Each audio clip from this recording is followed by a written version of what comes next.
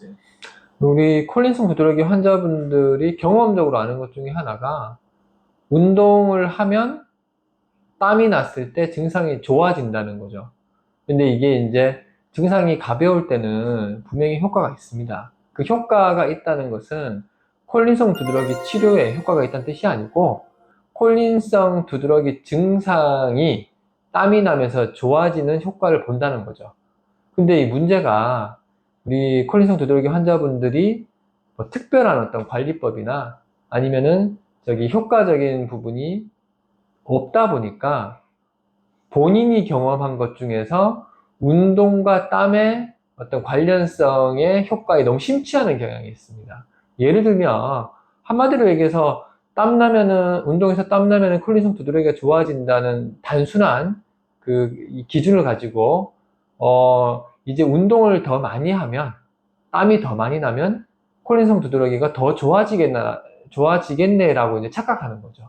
근데 이게 참 아이러니한 것이 콜린성 두드러기는 열에 의해서 증상이 악화되는데 운동을 하면 또 체온이 오르죠. 또 체온이 오르면 거기에 맞춰서 콜린성 증상이 또 심해집니다.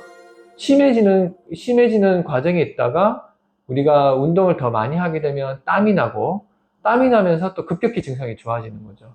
근데 이거를 계속 반복하다 보면 처음에는 10분 정도 운동을 해도 땀이 나던 것이 나중에는 20분, 그리고 또 더 시간이 지나면 30분, 그리고 더 나아가서 1시간 동안 고강도 운동을 해도 땀이 잘 안 나는 상태로 이제 진행하게 되는 거죠. 그래서 운동에 대해서 질문을 하신다면 우선은 콜린성 두드러기 환자분들은 저강도 운동을 권장합니다.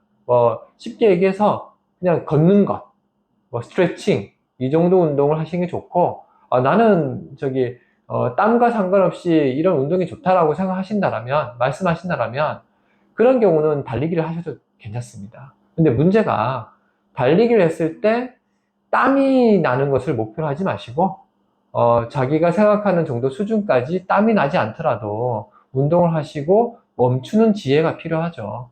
그렇지 않고 땀날 때까지 20분이 됐든 30분이 됐든 1시간이 됐든 달리기 시작하면 결국에는 체온이 오르면서 콜린성 두드러기 증상이 더더욱더 악화되는 방향으로 갈 수밖에 없는 거죠. 운동을 해서 몸이 좋아진다고 해서 콜린성 두드러기가 좋아지지 않습니다. 이게 핵심이에요. 그래서 환자분들께서 운동을 해서 방금 말씀하신 것처럼 운동을 해서 몸이 좋아지면 콜린성 두드러기가 좋아진다라고 착각하시기 때문에 제가 봤을 때는 과격한 운동을 꾸준하게 하실 필요는 없고 대신에 우리가 적정한 운동은 건강에 반드시 도움이 되니까 저강도 운동을 하시는 게 좋다. 예를 들면 걷기나 스트레칭 정도가 적당하다라고 봅니다.